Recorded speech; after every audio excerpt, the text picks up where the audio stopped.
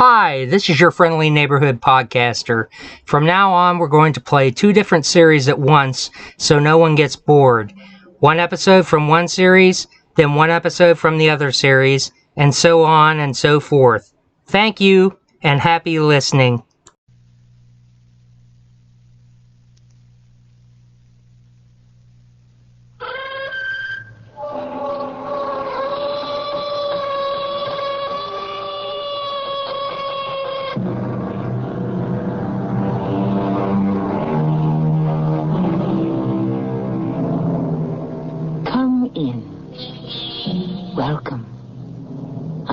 Grimes.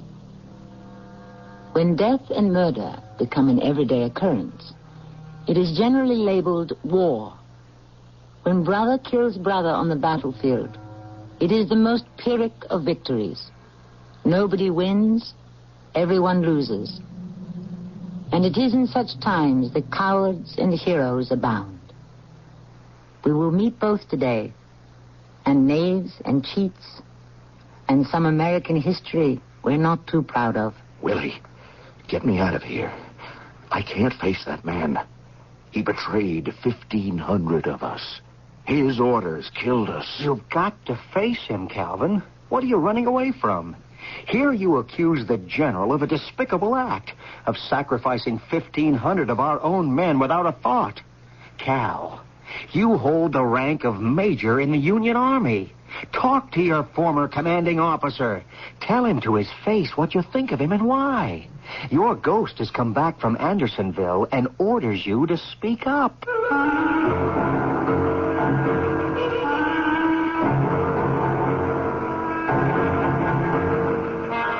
Our drama, The Ghost of Andersonville, was adapted from an actual account of the Civil War, especially for the Mystery Theater by James Agate Jr., and stars Tony Roberts.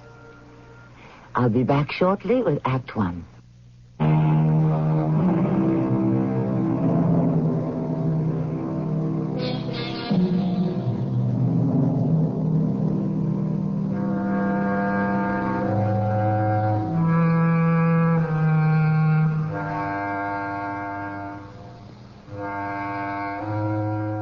It is the last year of the Civil War. The Confederacy is about to collapse. Re-elected Abraham Lincoln is loved and hated, and Washington bigwigs are looking towards who will be the next president. They are looking to someone from the army, perhaps a general. For that they need heroes, not always easy to come by. General Cutler, have you heard the latest? Can't say I have, my boy. But you men with the Secret Service, you seem to know all the Washington scuttlebutt. I was in Bill Wood's office. We were getting our assignments. So many for counterfeit detection, so many detailed to protect Lincoln and Stanton and so on. And then Wood said, "They tell me Cutler's the man." I'm the man for what? The party is picking you to follow Lincoln. That's the thinking. They're thinking of nominating me when Lincoln's term runs out? Well, that's the talk. Well, what makes them think Lincoln won't ask for a third term? He might. Then again, he might not. Well, who would I be running against? Grant. Grant? Oh, I wouldn't stand much of a chance. He's got command of all the Union armies. General, I think the people would prefer a Cutler in the White House and a Grant in the barracks. Nicely said, Forrest. But do the people even know who I am? Word will get around. You've already earned your stars, sir. No one has forgotten Fredericksburg or your gallant attack on Chattanooga, sir. Well, that was some time ago. And that you are the acknowledged hero of the prisoner exchange plan. It's not only who wins the war and pray the Lord Grant will defeat the rebels, but it's who looks after our boys. Tim, if you put it that way, I'd say I might have a chance. I hope when Bill Wood was making these Secret Service assignments, he intended to keep you at my side. You have given me excellent protection since I came out of the hospital, and it appears you have a political mind as well. I'd like to know I can count on you. An honor, General Cutler. I hope to continue to serve you. Timothy, I think I'll ride down to Burnside and surprise Mrs. Cutler with the news.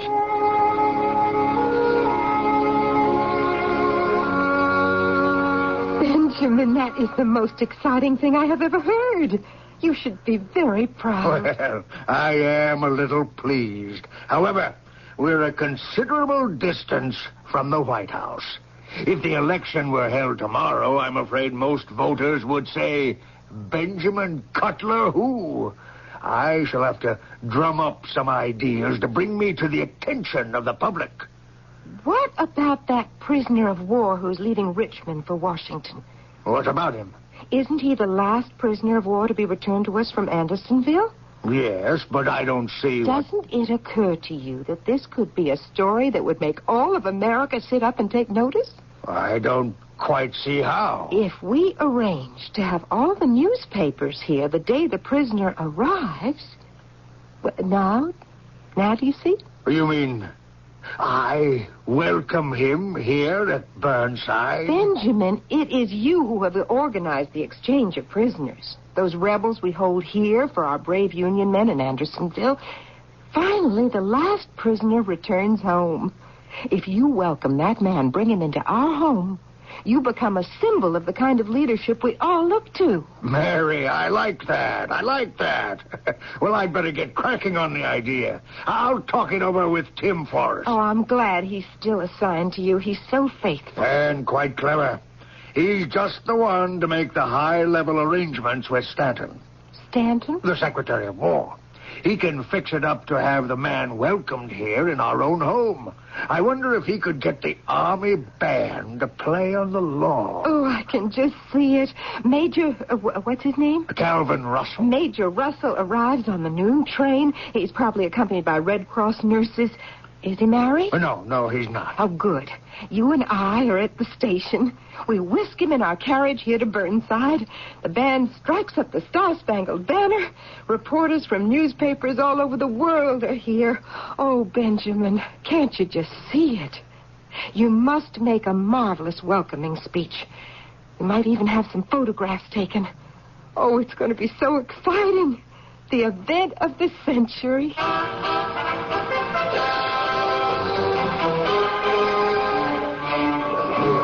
Please, folks, all you reporters, please don't crowd the observation platform of the train. Tim, when's he coming out? The train's been here for 10 minutes. Where is he? General, you know the major's late. I don't know which car he's in. It'll take him a little time to get out here. I mean, there's such a thing as a schedule. Here we've got a carriage waiting and an army of reporters and photographers hanging around at home on the lawn. That Calvin Russell was always unreliable. Oh, I didn't know you knew the major personally. He was in my outfit, got captured in the Chattanooga raid, and shipped off to Andersonville. Oh, Forrest, send word back into the coach. I want the major out here in 3 minutes, not 1 second more. Yes, sir.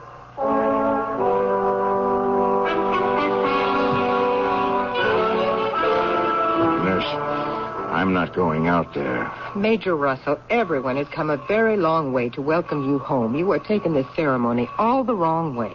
Am I? Now, what about your friends? You must have friends out there in the station. Some of my friends drowned in the Mississippi. Those who didn't swam with me to shore and were shot as they swam. The rest, the few who escaped, died in the prison at Andersonville. Nurse Wilson, today I'm alone. I have no friends left. Well, I guess I was wrong, Major. I thought you agreed to be greeted by General Cutler because you wanted to honor all the men who died during the war and wanted to speak for them. But I guess I was mistaken. Maybe I hadn't thought of that. Now, there's going to be a reception. Secretary of War Stanton himself is supposed to be there. They'll want you to speak. Do you suppose I could meet President Lincoln? Of course you can, and you will, I'm sure. General Cutler has it all arranged. Cutler, that... That what? Never mind. Is he still out there? I'm sure he is. He arranged all this for you, Major. Nurse Wilson, you go out to the observation platform and you tell whoever's in charge that if Cutler will go away, I'll come out. I don't want to be in the same state as that man. Go see who that is with you. I don't want anyone to come into this compartment. I'll duck into the lavatory. Go on. Yes? Oh, nurse. I'm Tim Forrest, Secret Service. General Cutler asked me when the Major would be making an appearance. Now, we're a little late and a little tight on the schedule. Is he all right? Oh, yes, he's fine. Tell everyone he'll be out directly. Oh, thank you, nurse.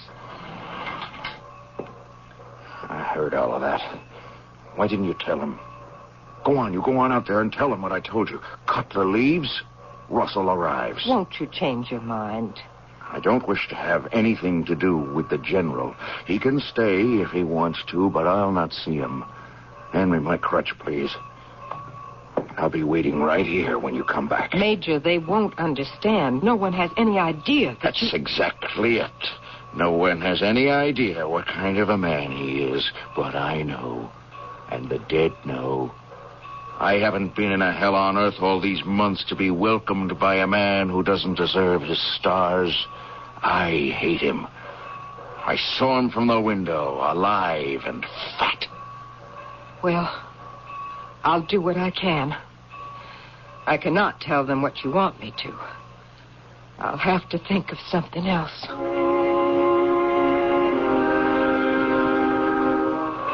General, some of us have been waiting since 6 this morning. Do you know for a fact that the Major is on the train? Yes, of course I know it for a fact. The man could be ill. Anything. General Cutler, may I talk to you? Forrest, this is ridiculous. 15 minutes we've been waiting. What is it? Is Russell sick? Why the delay?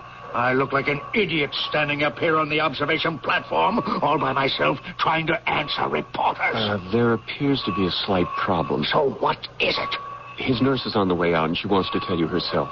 What is all the mystery? General Cutler here. I'd like a word with him. What is it, nurse? Where's the Major? I'm General Cutler. Is he coming out soon? I'm afraid not.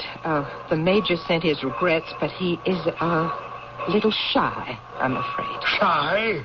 All we want him to do is come out here, shake my hand, and we take a few pictures. I make a speech, and we whisk him off to my farm. General, what happened was, as soon as the train pulled into the platform, he started getting very nervous. You do understand, he's been a prisoner for well over 2 years. Almost everyone he knew died in prison. What's your name? Nurse Wilson. Nurse Wilson, you go back to him on the double. Tell the Major we honor him and wait for him to make an appearance. Tell him I, personally, am waiting for him. It won't make any difference, General. No difference? Does he know I'm here? Yes, he's been watching you from the window.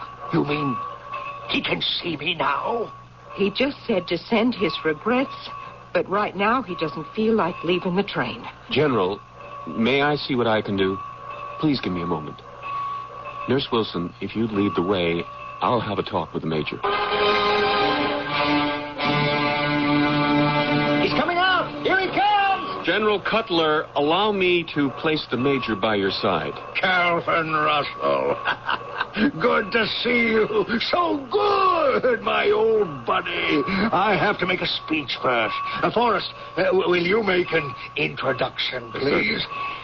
Ladies and gentlemen, gentlemen of the press, guests, General Benjamin Cutler would like to say a few words to welcome Major Calvin Russell, the last of the Union prisoners to be released from Andersonville. Major Russell, gentlemen of the Fourth Estate, citizens of this great country, from Pennsylvania Avenue to the length and breadth of this vast, great country, our hearts go out to the men who so gallantly fought and gave their lives so that this nation, under God...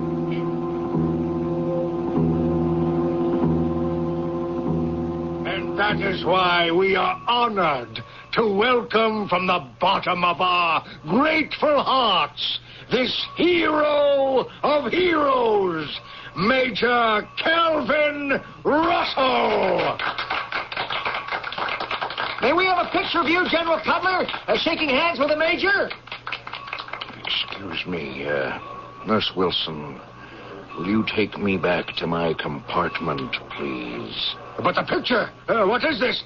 Forrest! Forrest, do something! He turned his back on me and walked out. Forrest, do something!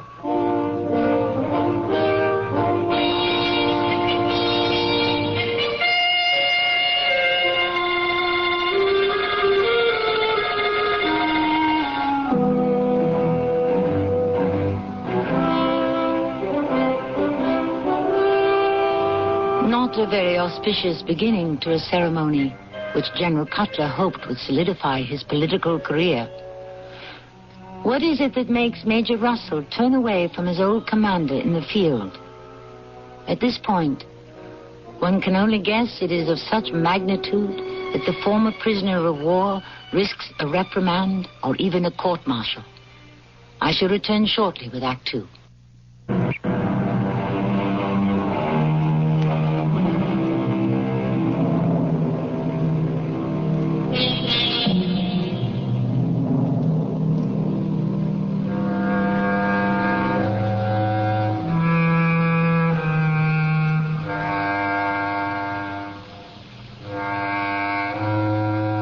We are in Washington at the end of the Civil War. General Benjamin Cutler seeks a political opportunity which might make his name better known. To further that desire, he has arranged for the last prisoner of war to be released from the infamous Andersonville prison and arrive for a ceremonial welcome. Only the Major isn't buying. He will not cooperate. Have they left the railroad station yet, Nurse Wilson? They're leaving now. Major, what are you going to do? Sit here in the compartment until the whole party is gone? The only person I don't wish to lay eyes on is Cutler. When he goes, I'll come out. But there is a reception planned at his house. The Secret Service agent told me the Secretary of War plans to be there. Now, you're not going to insult him, are you? Mm-hmm. You think there's something wrong with me, don't you? One doesn't have to be very clever to realize something happened between you two during the war, and that you haven't forgiven him. No, I haven't. Major Russell, the general has left. May I say a word to you? Shall I leave? No, of course not. Come in, Forrest. I guess, I owe you an explanation. You don't owe it to me. Well, I don't know Cutler or anything either. What are we going to do now? Mrs. Cutler is at their home and everything is laid on. A message will be read to you from President Lincoln. Even the Marine Band is there. I don't mind all that. It's Cutler himself. Well, then you're in luck. The general had to return to the capital. Everything ran so late, he won't be going with you to his farm. Well, I'll go to the reception. I'll meet his wife, sure. Anything, so long as I don't have to shake his hand or talk to him. Major, it's all in your honor. Everyone who is here today honors you. I'm sorry my husband had to go back to Washington, but he has a great deal to attend to. We saw each other on the platform of the last car of the train. I wonder if I could speak to you for a moment. Oh, certainly, Timothy. Major, will you excuse us? I shall be right back and give you a first-hand tour of our little farm. Don't let any of the reporters intimidate you. Well, that's all right, Mrs. Cutler. I won't. Mrs. Cutler, we have a problem with the Major. I didn't have time to explain to you why we arrived from the railroad station so late, but he refused to come out on the observation platform for the general's welcome. Refused? He finally did. It took a lot of persuading. There's been some experience the Major and the General shared at Chattanooga, and the Major still holds some kind of a grudge. Could you, Mrs. Cutler, somehow get the Major to agree to talk to the reporters, at least to one of them? Well, of course he will. I'll make him. After all, the whole purpose of having him arrive here in the first place is so that we could generate some publicity to help the General's political image. Now, if we could only get the Major to acknowledge his indebtedness and all of those freed from Andersonville, indebted to the General, well, you can imagine how the public would react. You are talking to the one person who could not agree with you more, Timothy. Well, here we are back.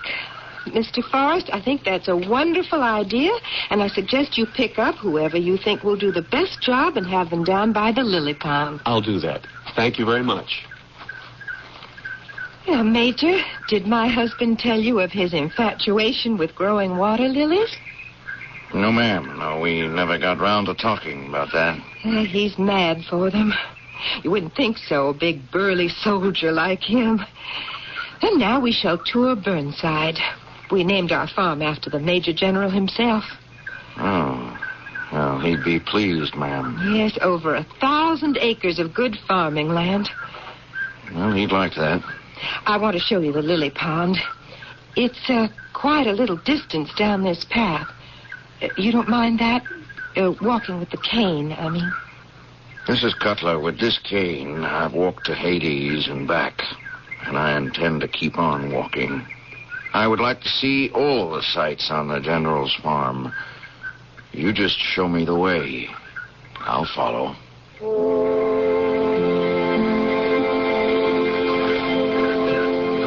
There it is. Ma, isn't that the most beautiful lily pond you ever saw? They're not all water lilies, you know. That one's a floating heart. And all around the edge, those big leaves, elephant ears. And there's a water hyacinth. Mrs. Cutler, may I introduce myself? Wilbur May of the New York Weekly News. Well, how do you do? Tim Forrest said the Major might be ready to be interviewed.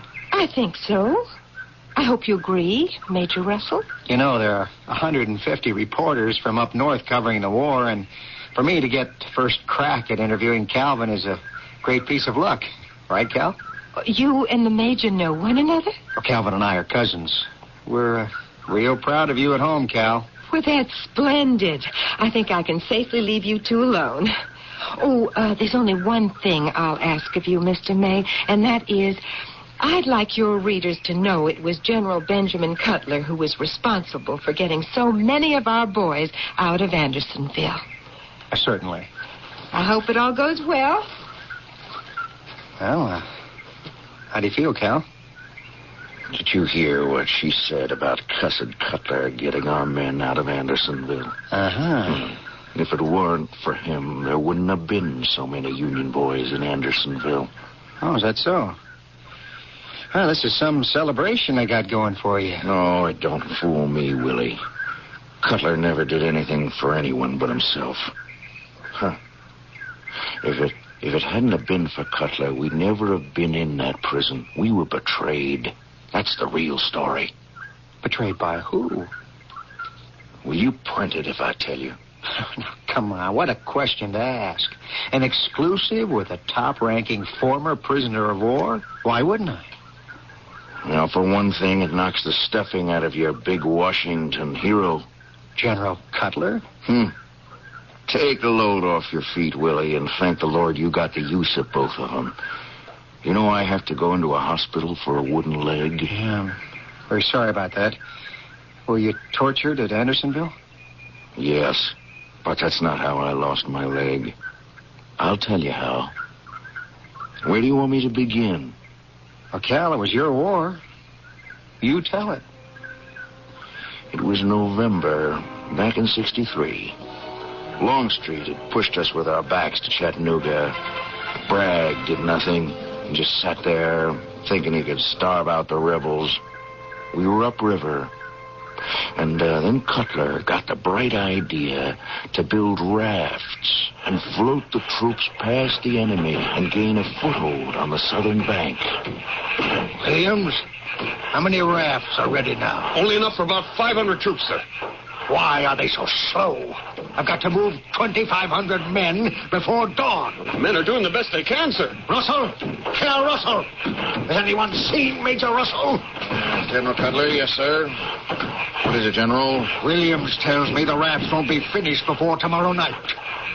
So we wait. I'm sure Williams could supply enough rafts tonight for 1,000 troops. What are you thinking? Well, we send two contingents. One tonight of 1,000 men, and one tomorrow of 1,500. If the 1,000 men get through tonight, the Johnny Rebs on Lookout Mountain aren't going to be caught napping tomorrow night. Up there on Lookout Mountain. Tomorrow, that'll be your responsibility, Cal.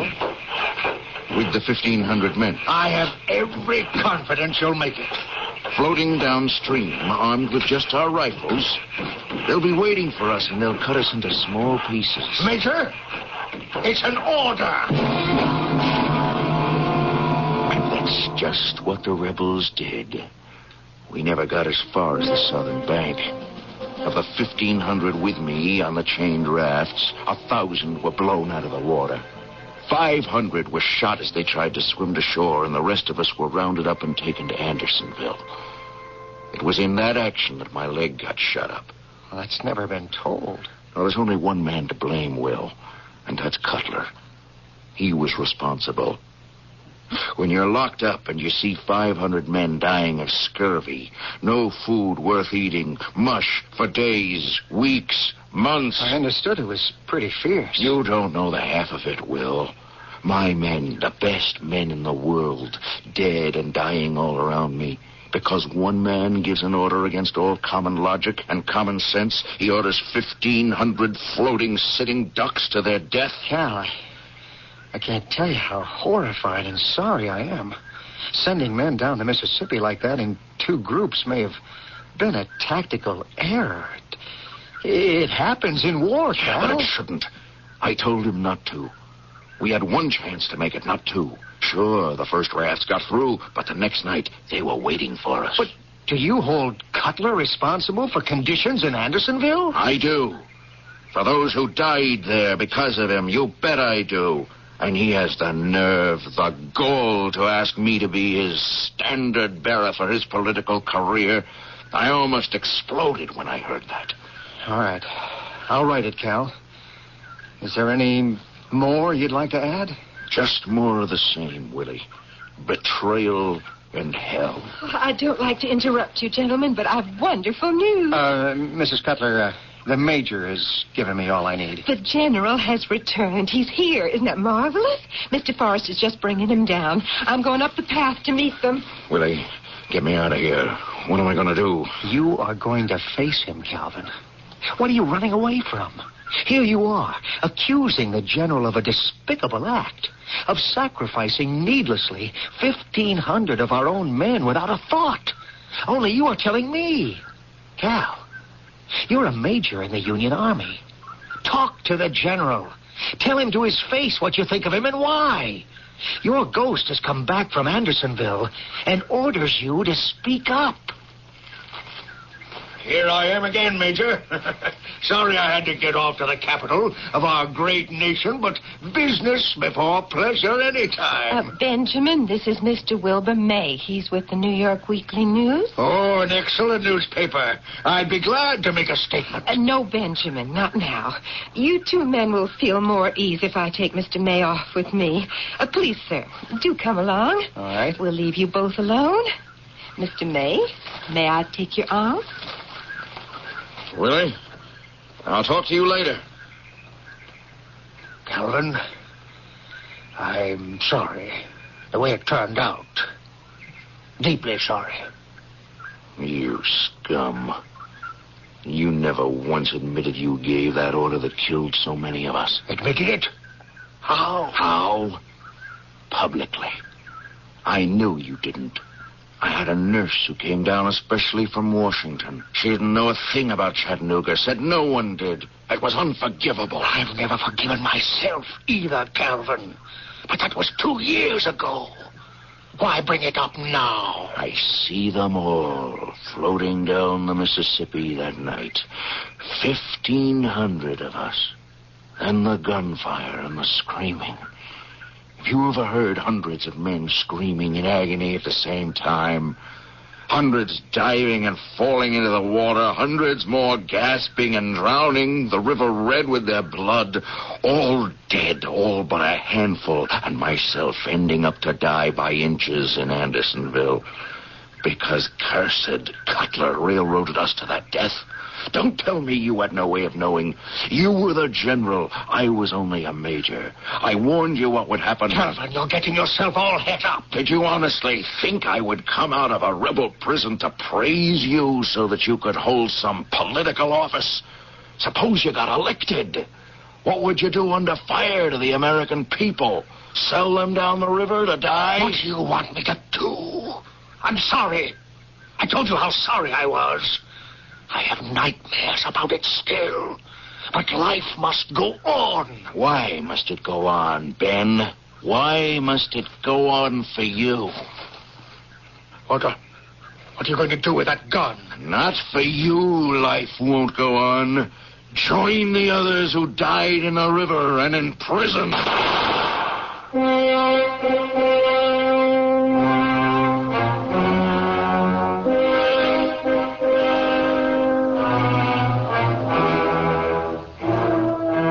A gun is fired. Its sound echoes not only across the general's farm near Washington, but across the entire country. The bullet misses its mark. It grazes but does not wound the general. But there is a gaping wound in his reputation, which will never heal. I shall return shortly with Act 3.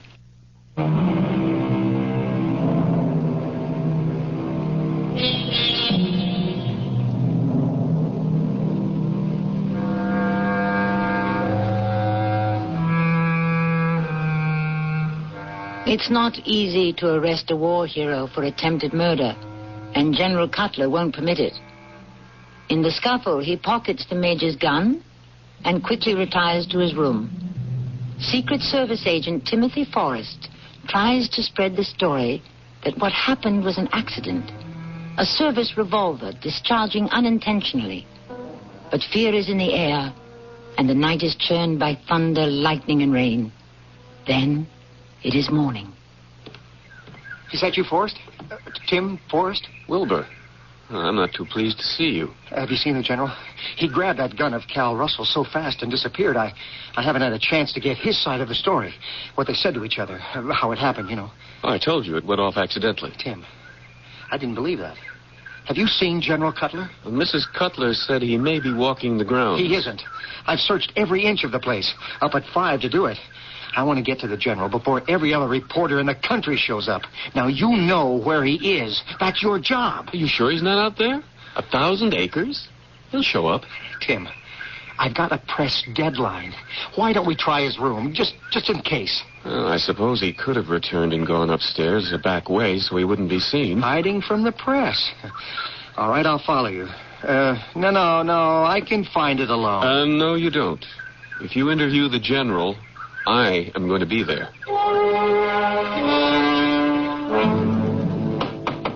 General? General Cutler? You think he went back to bed? General Cutler, are you in there? Try the door. It's unlocked.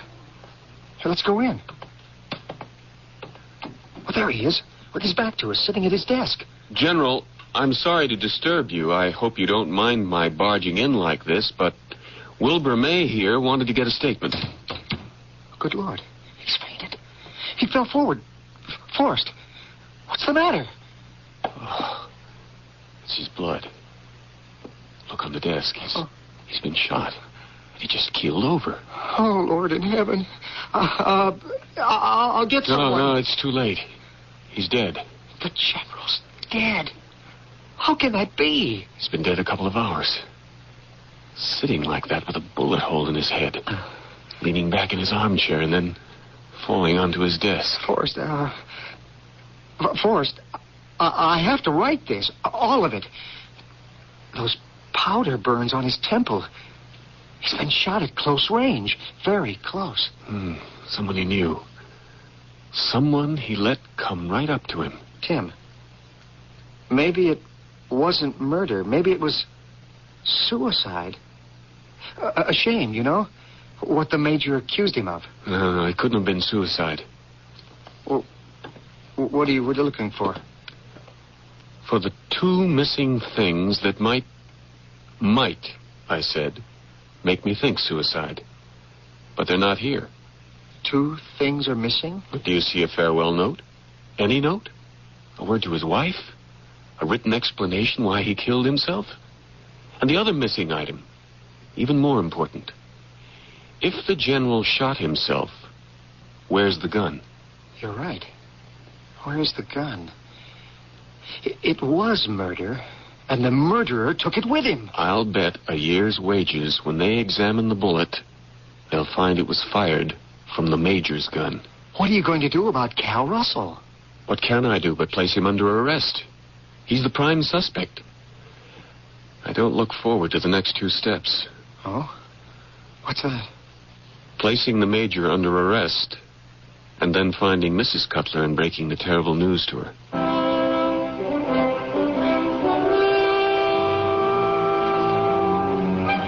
But I didn't kill him. Major, you'll have to do more than merely say so. A great many witnesses saw you take the shot at him. Yes, that was yesterday. I know that I must have been out of my mind to do it. I know that. To hate a man is one thing, but to be a judge, jury, and executioner is another. Besides, you say there's no gun. Yes, that's a consideration at this moment, but whoever shot the general could have thrown the gun in any of 100 places. But it will be found. And make no mistake about that. Hasn't it occurred to the Secret Service, Mr. Forrest, that since I was sleeping way off in the servants' wing, if during the night I'd hobbled with my crutch all the way to the general's room, and I still don't know where that is, isn't it likely in all that time from my room to his and back someone would have seen me? Someone probably did. But right now they're not coming forward. Maybe they hated the general also, and you did their job for them. On 1 foot and 1 crutch. You believe that? I believe a man of your will, who can survive death and imprisonment, can do almost anything he wants to, Major. So my word means nothing to you. What are you going to do? I've sent for some irons for your hands and feet. You're going to put irons on 1 crutch and my 1 good foot?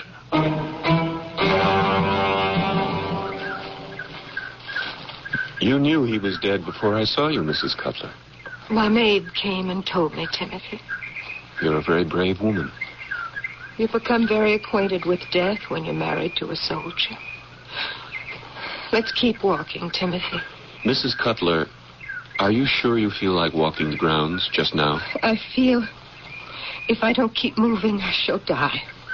All of us in Washington love the general. He'll be missed. Yes, all of us.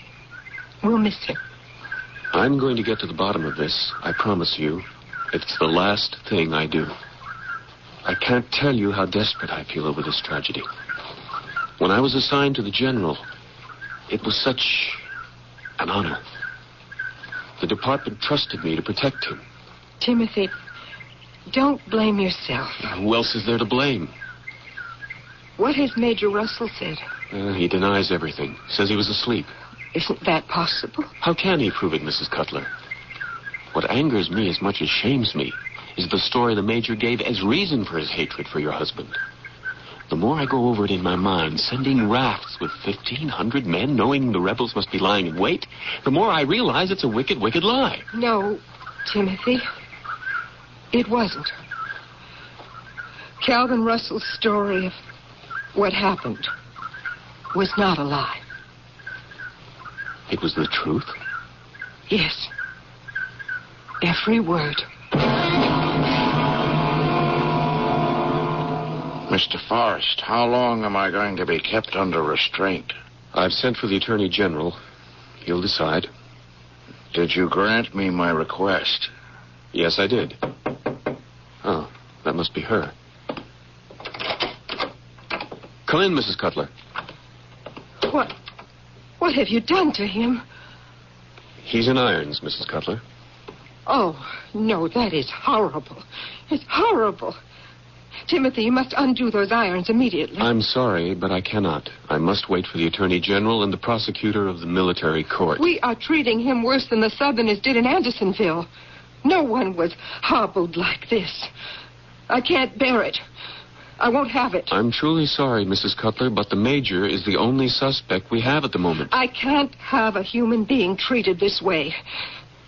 Major, I'm going to take steps this very moment so that these terrible things are removed and you are set free.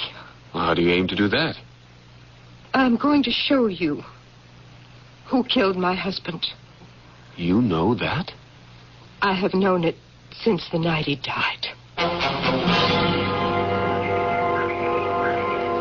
It's there, Timothy. There at the bottom of Benjamin's lily pond. If you take a stick and move some of those water lilies, I'm sure you'll see it. What will I see? The gun that killed him. You saw the murderer throw it down there? I threw the gun into the pond. Yes, it's so. That night, in spite of the thunder, I heard the shot. I ran to his room. He had killed himself. On the desk was a note. It's down there also. I threw it into the pond. What did it say? That he knew he gave the wrong command. And since that day, he had been haunted by every death of every man. He couldn't live any longer with the shame of it, and asked me to forgive him. What could I do? I wanted so, even in death, to protect Benjamin. It never occurred to me the Major might be accused of his death, so I took what Ben had written and pulled the pistol from his hand and threw them down there in the lily pond. So now, will you remove the irons from that brave man?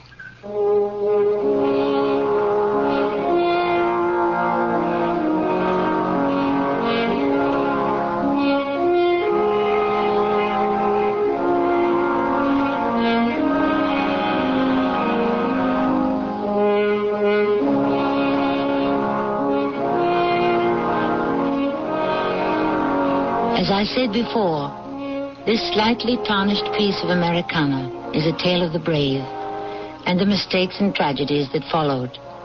Here at the Mystery Theater, we have condensed many of the events as well as changed the names of the actual participants. Otherwise, it is what it is. A rather battered and torn page of American history. I shall return shortly. If you've been reading about wise money management in your favorite publications, you've undoubtedly heard about Dreyfus Liquid Assets, one of the world's largest money market funds, and about the big yields you can get on your money right now. Start with as little as $2,500. Make added investments as low as $100. With Dreyfus Liquid Assets, your money is yours whenever you need it. Phone for it, have it sent to your bank, or write a redemption check for cash or to pay your larger bills. You keep right on earning that high yield, compounded daily until your check clears. No penalties on interest, no sales charge, no charge for the checks. It's so simple, sensible, convenient. But find out for yourself. Call toll-free 800-228-5000 for free information and a prospectus, including management fee, charges, and expenses. Read the prospectus carefully before investing or sending money. Discover how Dreyfus Liquid Assets can help you get the lion's share of today's high money market rates. 800-228-5000. Toll-free 800-228-5000.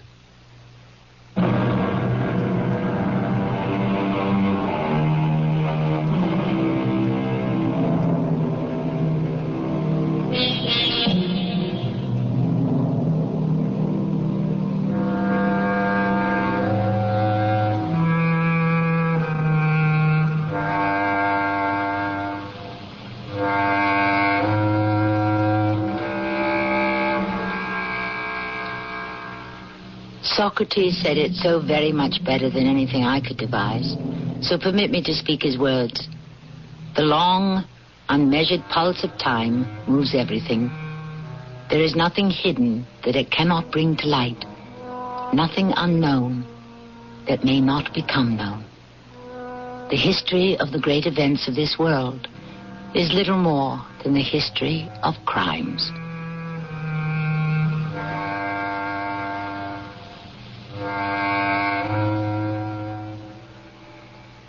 Our cast included Tony Roberts, Keir Dullea, Bob Caliban, and Terry Keane. The entire production was under the direction of Himan Brown. And now, a preview of our next tale. Women, Norfolk. You know what Anne had the nerve to say to me? Henry, calm yourself. Oh, to put it mildly, les majestés, huh? I made that woman, and I can break her. I was forced to marry her. You would have me believe that. Yes, her sorcery bewitched me, but it's all over. Over and done with.